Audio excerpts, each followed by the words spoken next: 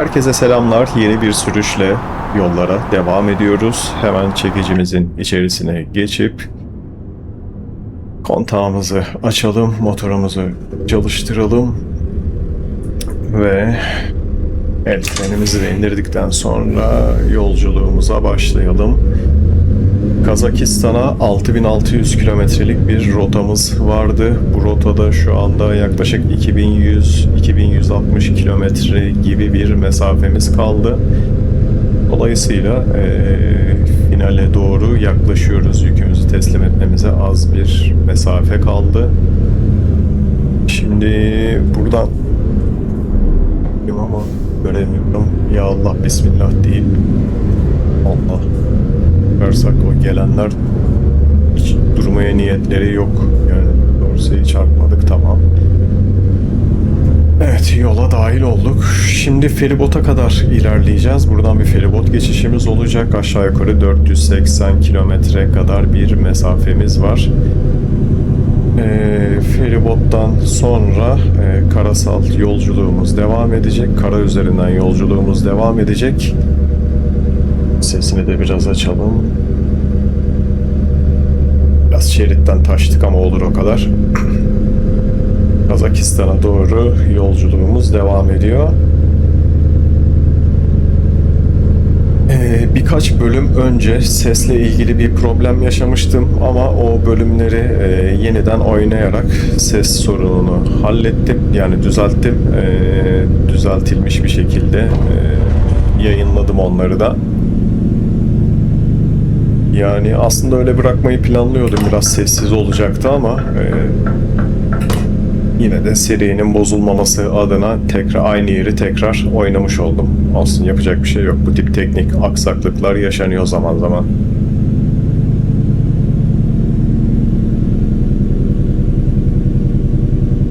Avrupa'dan çıkış yaptıktan sonra daha çok böyle gidişli gelişli yollar olacak diye umuyordum. Daha doğrusu serbest sürüş tarafında, yani kayda almadığım tarafta oyun oynarken genellikle yani otobana neredeyse hiç denk gelmemiştim. Ben geneli öyle sanıyordum ama yine yer yer otoban varmış maalesef. Ama yine büyük ölçüde böyle git gel yollar vardır diye tahmin ediyorum. İnşallah en kısa zamanda onlardan daha doğrusu otobandan çıkıp bu gidişli gelişli yollara dahil oluruz.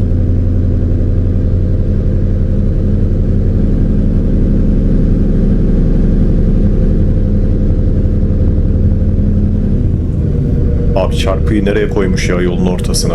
Girmeyelim diye. Hadi tamam, şurası okey. Yani yolun devamı yok. Normalde benim kullanabildiğim yolların üzerinde olmuyordu çarpıda. İlk defa gördüm onu da.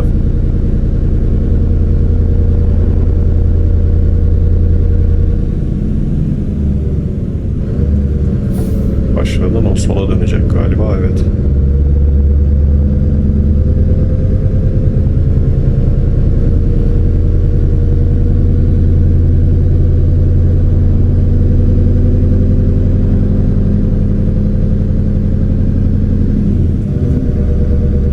Oyunu her açtığımda, daha doğrusu kaydı her açtığımda mikrofonu da OBS üzerinden açmayı unutuyorum bazen. Unuttuğum zaman da dolayısıyla benim sesimi kaydetmiyor. Sadece oyunun sesini kayda aldığı için birkaç bölüm böyle bir teknik problem yaşadık.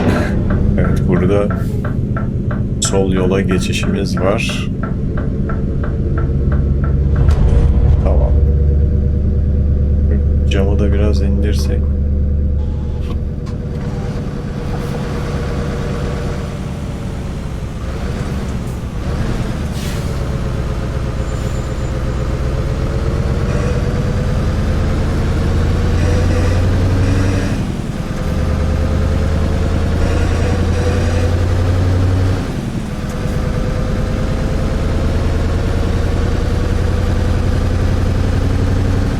Bu arada yeni bir monitör aldım. Benim kullandığım monitör 4K ama 60 Hz. Yani dolayısıyla FPS'imi 60'a sabitlemem gerekiyor. Yine aldığım monitör 180 Hz. Onu da yaklaşık 150-160 civarına sabitlemeyi düşünüyorum FPS'i böyle çok zorlanmaması adına.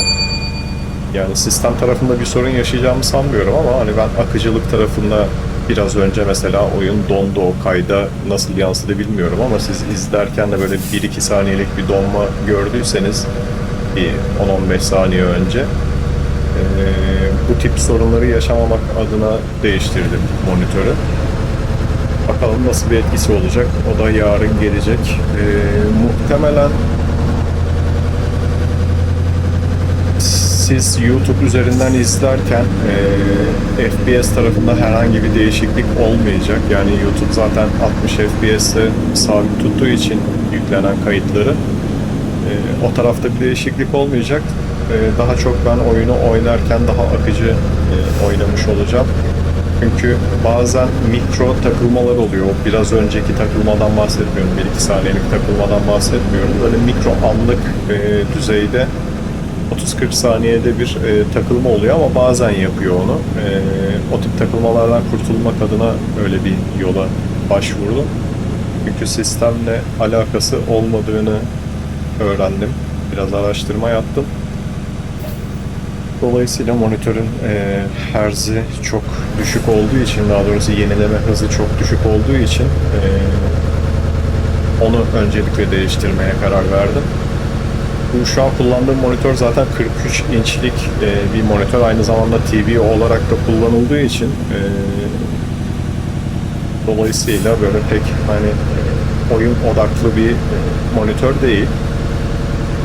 Haliyle bu tip böyle küçük problemler yaratabiliyor. Ben bu monitörü aslında alış amacım daha çok televizyon olarak kullanmaktı. Monitör olayı sonradan ortaya çıktı. Yani büyüklüğü açıkçası beni monitör tarafında cezbetti.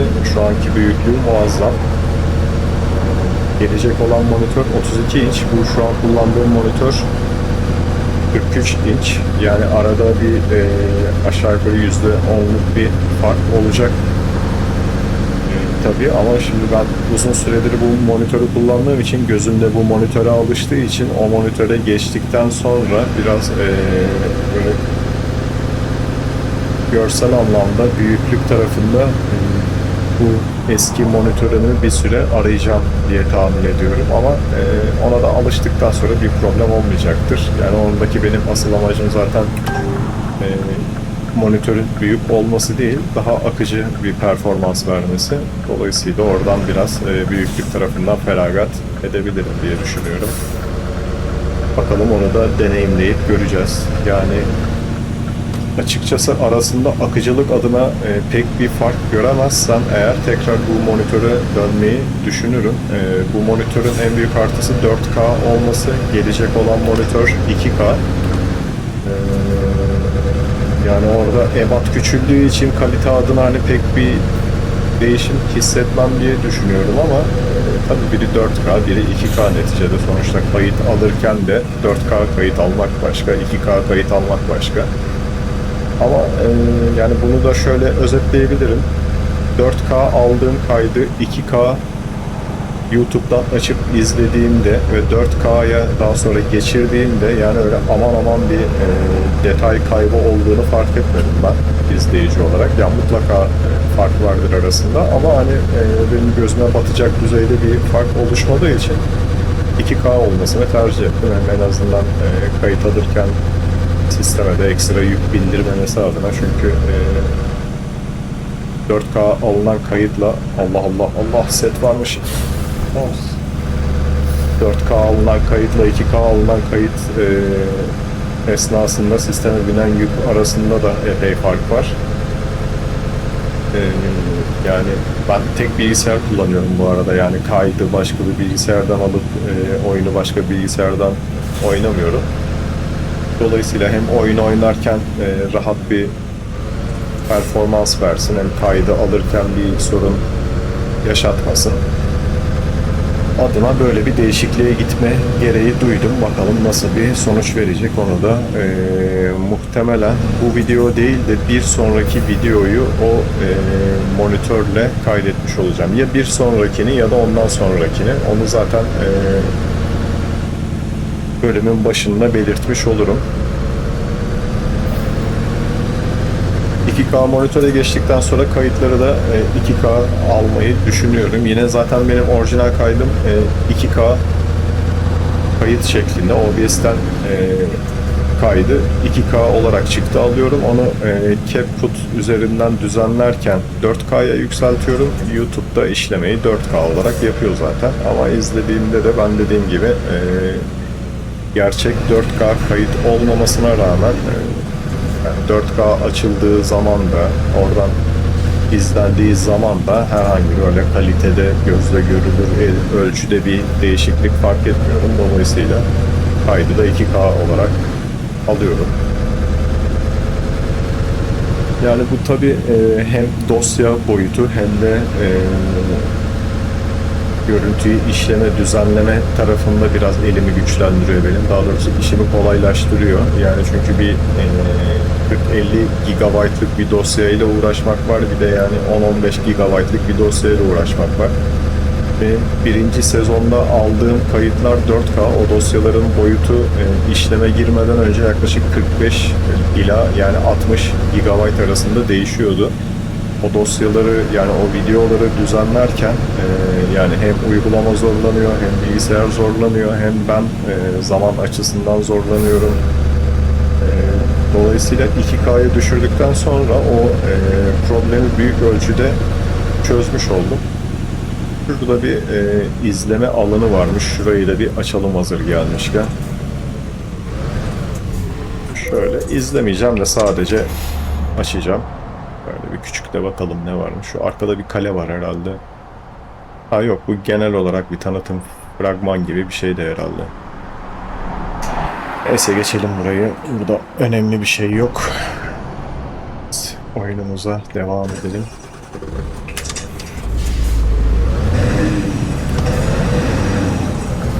Evet, normalde olsa arabayı çalıştırdıktan sonra bir 15-20 saniye yağlama yapmasını beklerdim ama oyun olduğu için tabii hiç bir önemi yok böyle bir şeyin. Direkt çalıştır, gazla devam et. Evet, bu arada burası da güzel bir yolmuş. Daha önce geçmişim gerçi ben buradan. Ama yani uzunca bir süre olmuş muhtemelen ki hatırlayamadım henüz burayı. Normalde o tip böyle izleme noktası, fotoğraf alanları vesaire yerler olduğu zaman hani oraları da açmak için genelde pas geçmiyorum yani açıyorum oraları. Buralardan yani geçmişim ama orayı bile açmamışım yani ne amaçla geçmişim acaba, sadece öyle hani gezinti için mi geçtim, yük mü götürdüm hiç hatırlamıyorum şu anda.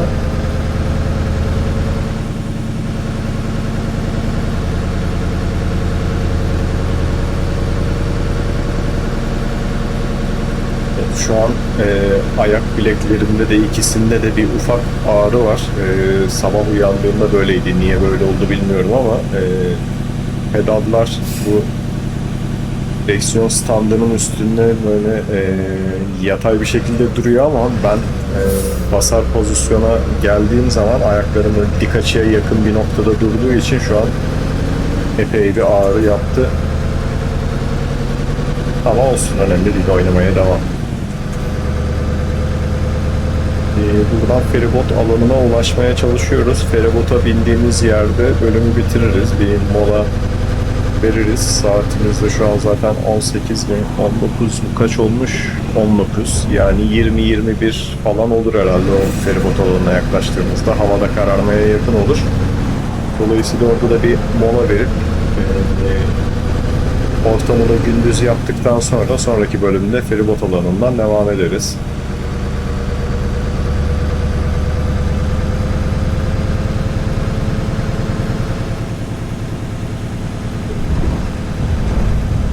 Benim şu anda FPS'im 60'a kilitli, monitör 60 Hz olduğu için ama o FPS'i serbest bıraktığımda, ölçümlerden baktığımda yani 200'ün üzerine kadar çıkıyordu yer yer ama genelde böyle 100 ile 150 arası değişken bir ölçüde seyrediyor. Dolayısıyla benim şu an kullanacağım, daha doğrusu alacağım monitörde 180 Hz olduğu için onu da 150-160 gibi bir noktada sabitleyip daha rahat bir oynanış sağlamayı hedefliyorum. Bakalım.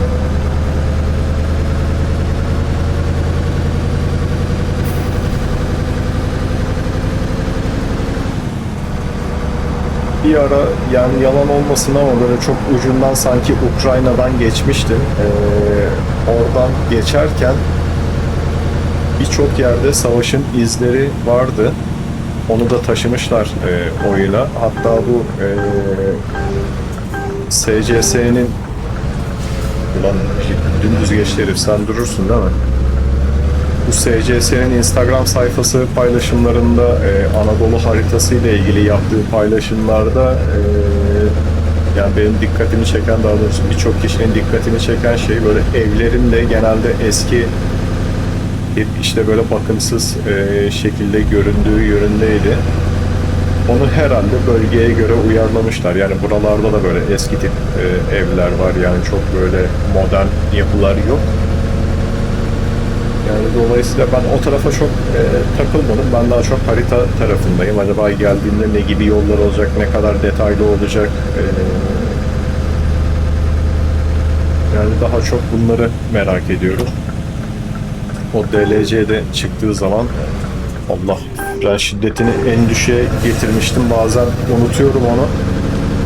Frene bastığım zaman böyle durmayınca aklıma geliyor fren şiddetinin düşükte olduğu.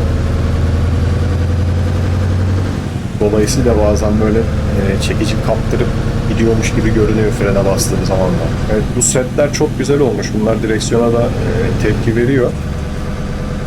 Hatta bu taraftaki bu Gürcistan, Azerbaycan, Kazakistan'a daha geçmedim ama orada da vardık muhtemelen. Bu Promots haritaları da kurulu şu anda. Promots'un 2.83 versiyon haritaları kurulu.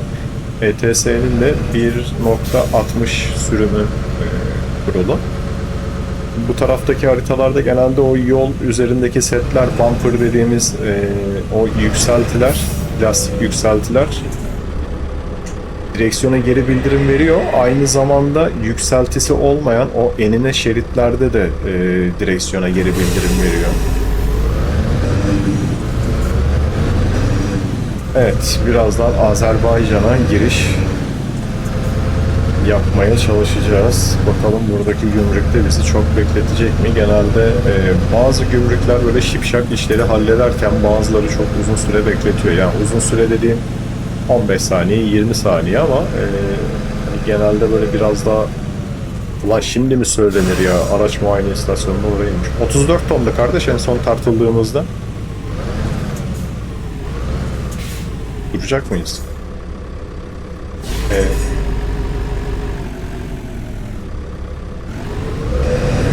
Tam 34 ton işte, söyledim ya ben sana. Ben şimdi nereden geçeceğim? Buralarda herhangi bir işaret falan. Eyvah, şurada vardı. Allah'ım inşallah geri çıkmak zorunda kalmam buradan ya. Ya Allah kahretmesin be. Bak şu dörtlüyü yakayım da arkaya kimse girmesin var ya. Bakayım arkada kimse var mı?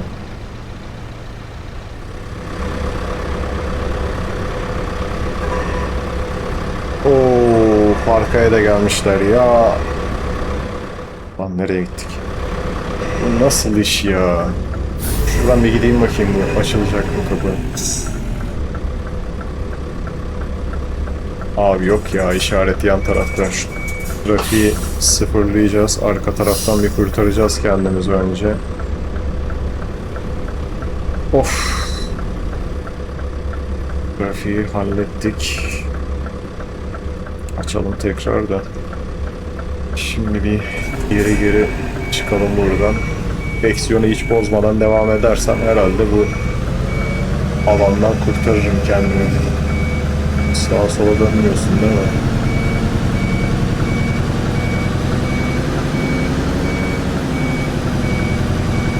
Aman diyeyim, gözünü seveyim. Bak zaten şu an dörtlü yandığı için bunlar arkama yanaşmazlar ama orada bekleyen neden falan varsa ben çarpabilirim tabii. Şu dörtlüyü kapatıp şuradan devam edelim. Ya arkadaş ne kadar ters bir yer olmuş yani, muayene istasyonundan çıkıyorum direkt karşıma orası geliyor işte yani. Allah.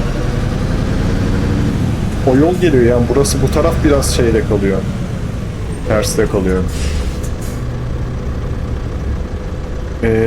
Ya bir önceki bölümde ya da ondan önceki bölümde yine böyle gişeyi kaçırıp böyle bana açılmayan bir gişeye girip ortalığı birbirine katmıştım. Şimdi o anılarım canlandı bir anda.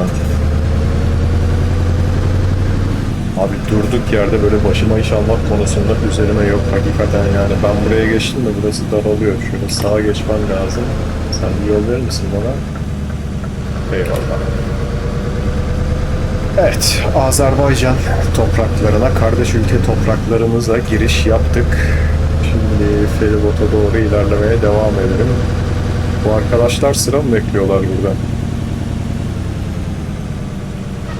İlginçtir. Avrupa tarafında değil de böyle Avrupa dışında birçok sınır kapısında özellikle böyle doğu tarafındaki ülkelerin sınır kapılarında daha çok böyle kenarlarda, sınır girişlerinde bekleyen tırlar görüyorum. Yani bu belki oyunun normal işleyişi böyledir. Ama ben yani ilk defa gördüğüm için şaşırdım açıkçası. Evet, şu an hava karardı. Farlarımız yanıyor ama yola hiçbir etkisi yok denecek kadar az yanıyor. Şu sol tarafta bir şirket varmış. Burayı da açsa mıydık acaba? Hemen de buradaymış ama neyse, yolumuza devam edelim.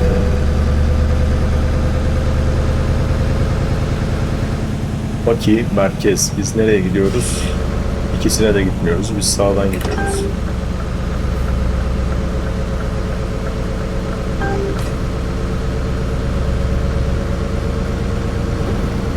Gel bakalım brother. Evet, devam.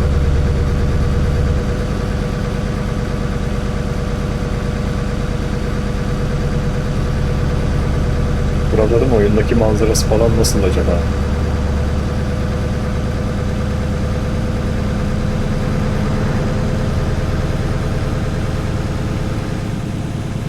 Yani ben böyle çok çekici dışarıdan oynamak istemiyorum. Daha doğrusu hani böyle güzel bir yer gördüğüm zaman, ya çok güzel bir yer görürsem durup tabii gösteririm etrafa ama hani böyle oyunun kesilmemesi, oyundan kopmaması adına izleyenleri çok böyle dışarıya çıkmayı da sevmiyorum. Genelde içinde başlayıp içinde bitiriyorum oyunu. Daha doğrusu sürüşe başladığım zaman çekicinin içine geçip devam ediyorum. Bitirene kadar da o şekilde ilerliyorum.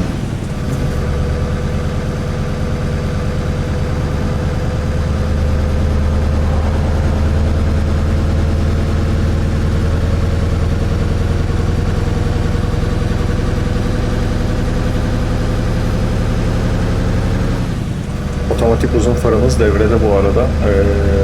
Otomatik uzun kısayı kendisi yapıyor. Farları da otomatik olarak kendisi yakıyor. Kısaları da ben açmadım ama otomatikte. Sadece yağmur sensörünü otomatikte kullanmıyorum. Gerçi yağmur tamamen kapalı şu anda. Yağmur yağma olasılığı ya da animasyonu, artık ne derseniz. O tamamen kapalı. Çünkü onun yani oyundaki mekaniğini çok sevmiyorum. O yüzden kapalı. Yağmur olayları açıkken de birkaç kere yağmur sensörü kullandım. Yani silecek sensörü kullandım ama böyle çok istediğim gibi devreye girip çıkmadığı için onu zaten iptal etmiştim. Silecekleri ben kendim manuel açıp kapatıyordum. Ama şu an tabii yağmur yağma durumu kapalı olduğu için silecek kullanımına da gerek kalmıyor. Sadece şey yapabilirim, bazı bölgelerde haritanın, daha doğrusu kuzey kesimlerinde özellikle böyle karlı bölgeler var. Aynı zamanda o kullandığım modun bir de kar tarafı var. Kar modu var. İkisi birbirinden ayrı mod ama aynı yapımcıya ait mod. Bir tane yağmurla alakalı olan Better Rain Drops, diğeri de Better Snow Drops'tu herhalde. İkisini aynı anda kullandığınız zaman da kar baskın olduğu için, yani mod tarafında herhalde öyle, kar yağıyor ikisi de açıkken ama haritanın kuzey taraflarındaki karlı bölgelerde oynarken kar modunu kullanabilirim. Daha doğrusu kar yağdırma modunu kullanabilirim. Evet, şimşek etkili Xenon selektörlerimiz hizmetinizdedir.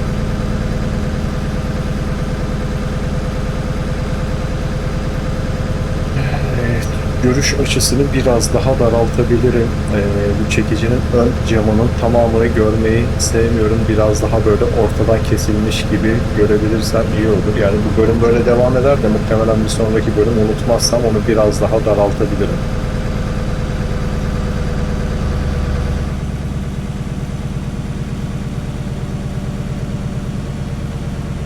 Ben tribimi sıfırlamıştım. Hala devam ediyor mu acaba yakıt aldıktan sonra? Evet, şu an 2121 kilometre gidebilirim. 899 kilometre yol yapmışım.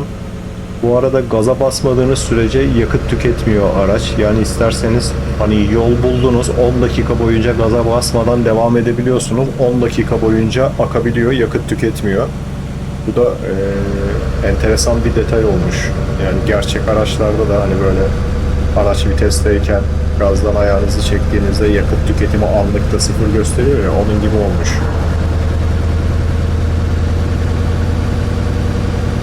Evet, yine hava karardı. Pardon. Yani böyle tam keyif alacağımız yollara geldik. Gündüz gözüyle oynamayı isterdim ama maalesef hava karardı. Şu yakınlarda bir yerde bir mola istasyonu, mola yeri bulabilirsem oraya girip hemen gündüz yapalım şurayı da bari bunu kaçırmayalım. Yani yer yer otobana bağlanıyoruz çünkü gene.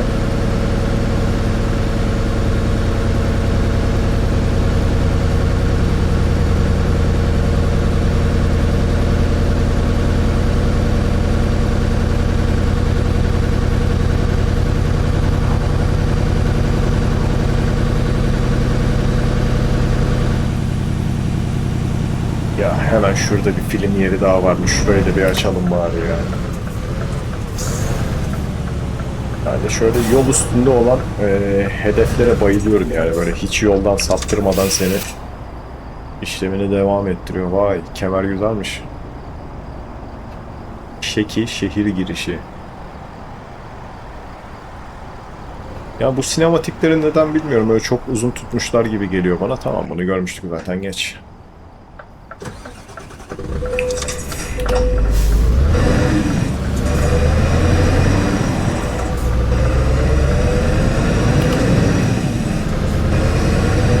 Yani biraz daha kısa tutsa, yani atıyorum böyle 30 saniyede her şeyi göstermiş olsa yani başından sonuna kadar izlerim de yani bir dakika falan sürüyor herhalde. Evet, çekicimizin içi de kırmızı ambiyanslarla bezenmiş durumda. Şöyle. Evet, bu kameranın, daha doğrusu kafa takip uygulamasının bir kötü yanı var. Mesela ben kafamı şu an arkaya çevirdim ama bu kadar dönüyor, başka dönmüyor. Hemen yatağın üstündeki kabinin arka kısmında da şey var. Yani bir aydınlatmalı gösterge bir şey var. Tablo mu artık neyse, yani adını bilmiyorum. Bir aksesuar var. Onu gösterecektim ama gösteremedim maalesef. Kafa takip uygulaması açık olduğu için içeride, yani kabin içerisinde mouse kontrolü veya klavye kontrolü de çalışmıyor.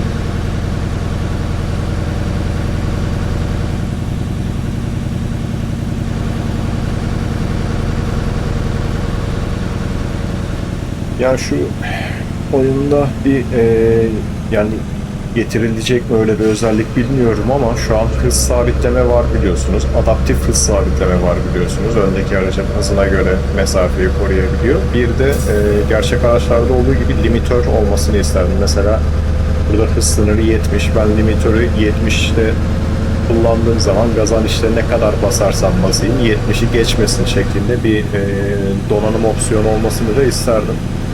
Onu koymamışlar ama niye koymamışlar bilmiyorum. Belki gelir başka bir güncellemeyle.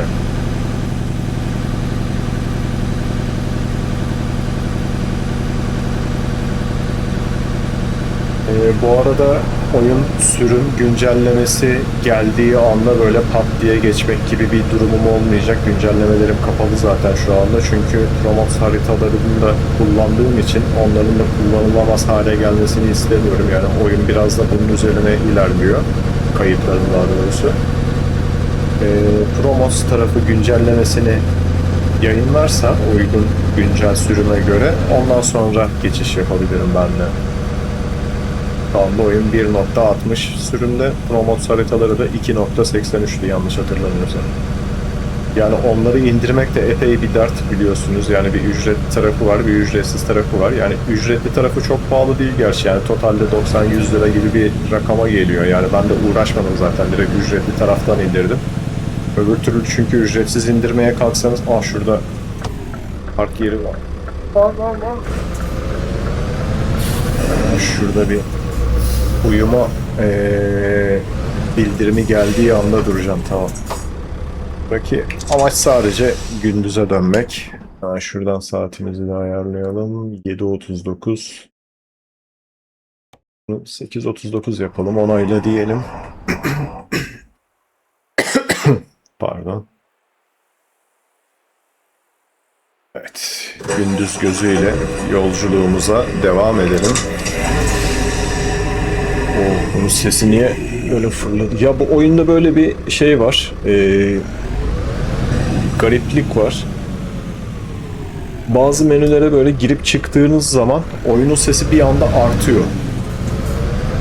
Şimdi bu Promotes tarafında kalmıştık. Yani orada haritaları indirmek için iki seçeneğiniz var. Bir ücretli indirebilirsiniz, bir de ücretsiz indirebilirsiniz. Yani ücretsiz indirmek istediğiniz zaman da şöyle bir kısıt koymuşlar oraya. Mesela haritanın, yani atıyorum bu işte Kazakistan harita grubunu indireceksiniz. Onun altında atıyorum 12-13 tane harita dosyası var.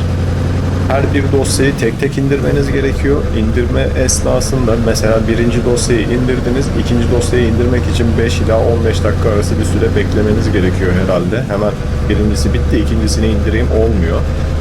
Yani hem zaman açısından maliyet, hem indirme açısından maliyet. Tek tek hepsini tek tek uğraşa indirmeniz gerekiyor. Her birinin arasına 5 dakika zaman bekleyip indirmeniz gerekiyor. Yani açıkçası 100 lira için ben bunlarla hiç uğraşmadım. Direkt 60 küsür lira bir tanesiydi, 30 küsür lira bir tanesiydi. Bir tanesi de 30 lira falandı herhalde. Yani 100 lira değil de böyle 120-130 lira gibi bir rakama denk geliyor totalde. Yani o 69 lirayı verip o paketi indirdiğiniz zaman o 12-13 paketlik harita tek seferde iniyor. Siz sadece onu mod klasörünün içine atıyorsunuz. İşte sıralamaları da zaten her paketin içeriğindeki harita modlarında yazılı. İşte bu 7'nin 8'i, ne bileyim 6'nın 8'i, 5'in 8'i diye sıralamasını yapmışlar zaten kendi içerisinde. Direkt o resim ikonunun üstünde yazıyor. Dolayısıyla öyle bir şey yaptım ama bu tabii buradaki sıkıntı şu. Şimdi hani bir kere para verip indirdiğiniz zaman bir daha işte hani çıkan her harita güncellemesini ücretsiz indiremiyorsunuz. Her güncellemede yine o bedeli değişmediği sürece aynı bedeli değiştiği zaman işte farklı tutarı ödemeniz gerekiyor. Yani rakam oralarda kaldığı sürece problem yok açıkçası. Böyle 100-150 lira bandında kaldığı zaman problem yok. Yani ben bütün Promotes haritalarını indirmeye kalksam akşama kadar anca herhalde bütün zamanımı oraya bağlamam gerekecek. Yani 150 lira için hiç kendi adıma en azından uğraşmama değmez yani. Diğer türlü ben çünkü 150 lirayı veriyorum ona, totalde 15 dakikada bütün harita paketleri inmiş oluyor. Onları mod klasörüne atıyorum. Yani benim işim toplamda 20-25 dakika falan sürüyor yani bütün haritalarla. Diğer türlü akşama kadar niye uğraşayım ben onu ücretsiz indireceğim diye. Bu demir yolu bir kere üzerime kapanmıştı, o yüzden artık korkarak geçiyorum bu demir yolu şeylerinden. Onun işaretçilerine henüz alışamadım. Yani hangi renk ne anlama geliyor onlara tam olarak adapte olamadım da üzerime kapandı derken ben geçerken dorsenin üzerine kapandı ve beni çivi gibi çaktı olduğum yere yani. Şey hani böyle sürterek geçeyim falan durumu olmadı yani. O benim o demir bariyer benim dorseme dokunduğu anda ben çivi gibi çakıldım kaldım şeyin üstünde, demir yolunun üstünde.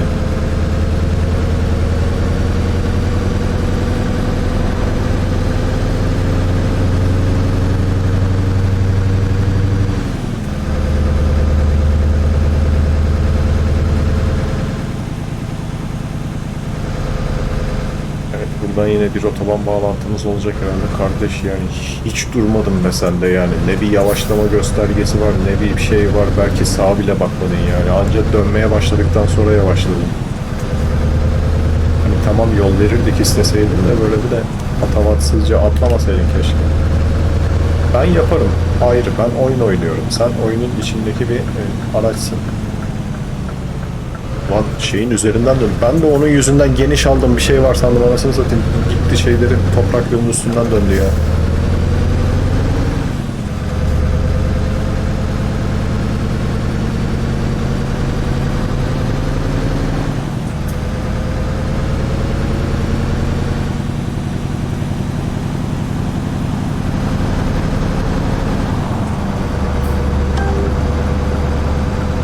Allah! Ulan yanındaymış adam. Ötünce ben de diyorum ki arkada daha bir dünya mesafe var. Bu neye öttü yani? Ben üstteki aynaya hiç bakmadım. Görmedim adamı.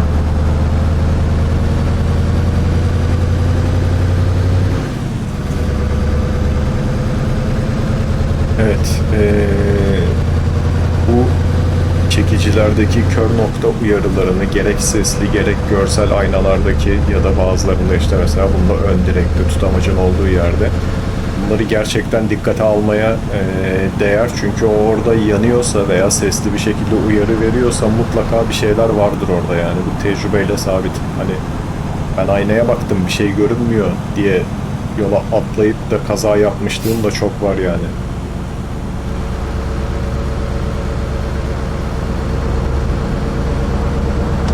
Bir es verin de biz de bir girelim araya da çekil geçelim şuradan.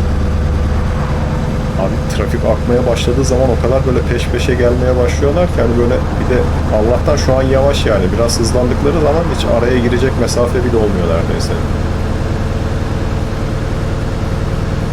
Hazır otobana geldik bari biraz hızlanalım yani şu an yüzde süratlere çıkalım.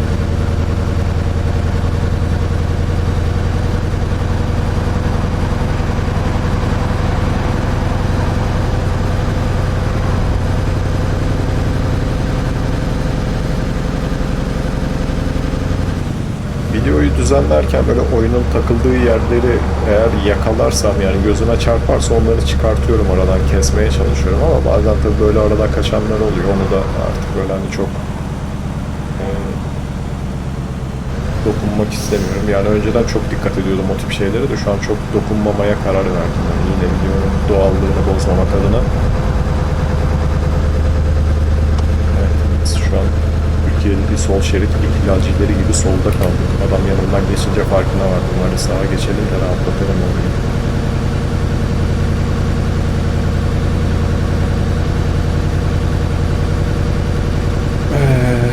Yani bu yükü teslim etmek için gerekli uyuyabileceğim zaman vardı. Ben tabii genelde akşamları gündüz olsun diye uyumayı seçtiğim için bir de şimdi üzerine buradan önce bir feribot yolculuğu yaptık. Kaç saatte hatırlamıyorum. Şimdi tekrar bir feribot yolculuğu olacak. Acaba yükü teslim ederken gecikmeli olacak mı olmayacak mı? Hiç emin olamadım şimdi. Gerçi 12 milyon gibi bir para verecek. Yani 6600 kilometrelik şey taşıyoruz. Yük taşıyoruz. Yani iyi de bir para verecek.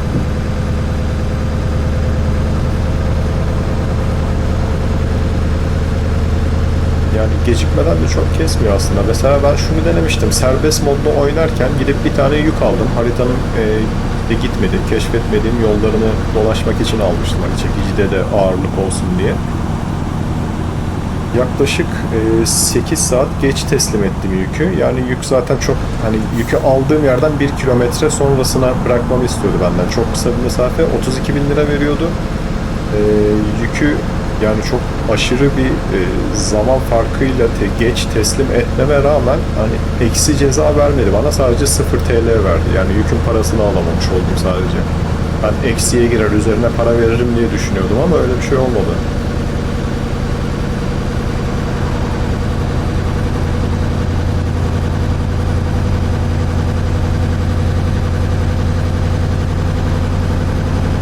Acı kabulü de keşfettim.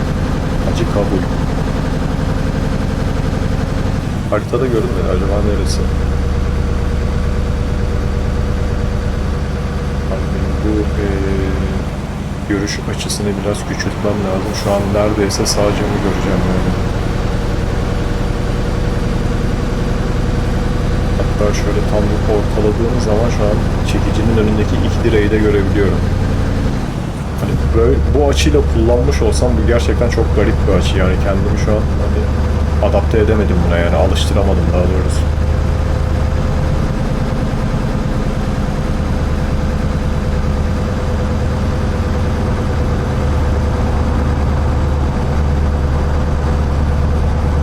Bu 6600 kilometrelik teslimatı yaptıktan sonra haritanın yük, daha doğrusu keşfetmediğim gidişli gelişli yollarında özellikle yük taşımak istiyorum. Oradaki nihai amacımız yani yük alıp yük teslim etmek olmayacak. Daha çok gidişli gelişli işte virajlı, yükseltisi, alçaltısı olan yollarda araç kullanmak olacak. Dolayısıyla orada araca ağırlık oluşturabilecek yükü aldıktan sonra sadece rotayı oynayabilmek adına böyle seri, devam şeklinde bölümler çekmeyi düşünüyorum.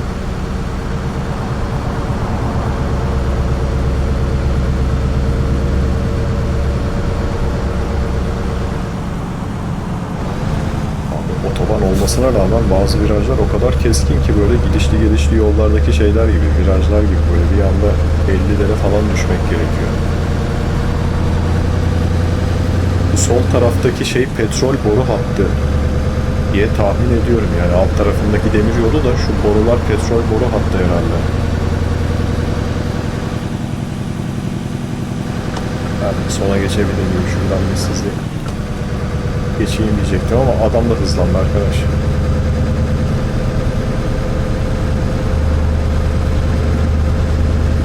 Evet. Doktor yapsam çekilme. Ben yapacağız, yapacak bir şey yok. Bak şimdi. Ondan nereye kadar düşürdü beni? 80'e kadar geldi. Pardon.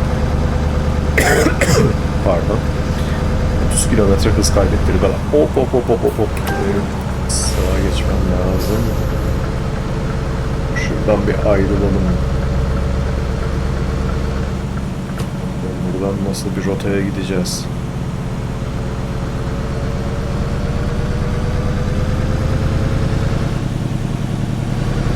Hala Azerbaycan'ın içindeyiz bu arada. Avat keşfedildi. Henüz şey değiştirmedik. Ülke değiştirmedik. Bak konteynere bak. Işık hızında çıkıyor yukarıya.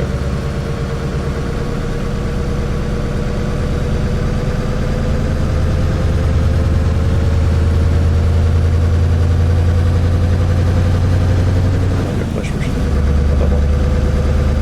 Bazen farkında olmuyorum. Böyle geçişlerde çok yaklaşmış oluyorum ama. Burası havalimanı mı? Ya şey mi? Ha yok, şeye geldik. Feribota geldik. Tamam. Havalimanı sandım burayı. Eyvallah kardeş, sana da güle güle. Biz otostopçu almıyoruz maalesef prensip olarak. Şirket izin vermiyor. Bak, kardeş ülke olunca nasıl hiç güven tam ve kontrolsüz geçirdi. Bu geçtiğine göre ben yine isterdim. Biliyor mu oğlum? Ben duruyormuş. Allah Allah! Ne oluyor lan?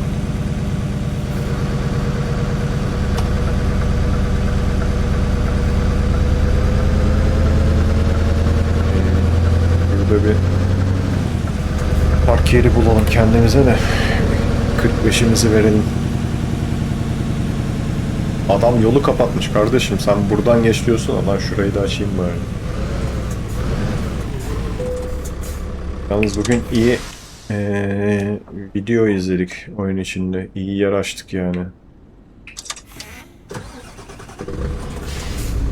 İleride yatak alanı varmış. Şuraya gidelim, molamızı verelim. Bölümümüzü de sonlandıralım. Aynen öyle. Bir yanda tren, bir yanda feribot.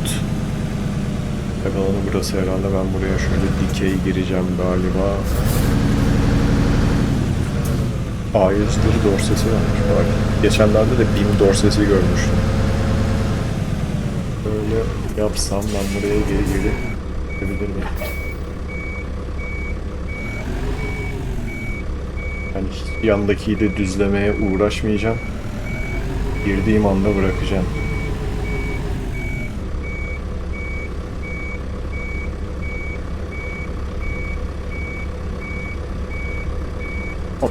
Arkadan cam çıkardık. Tamam. Şöyle ön taraftaki çizgiye de yanaştık mı tamamdır. Evet. Ah. Evet. Feribot yolculuğumuza bir sonraki bölümde başlayacağız. Şimdi molamızı verelim. Buraya kadar izlediğiniz için teşekkür ederim. Kendinize iyi bakın. Sonraki bölümde görüşmek üzere. Hoşça kalın.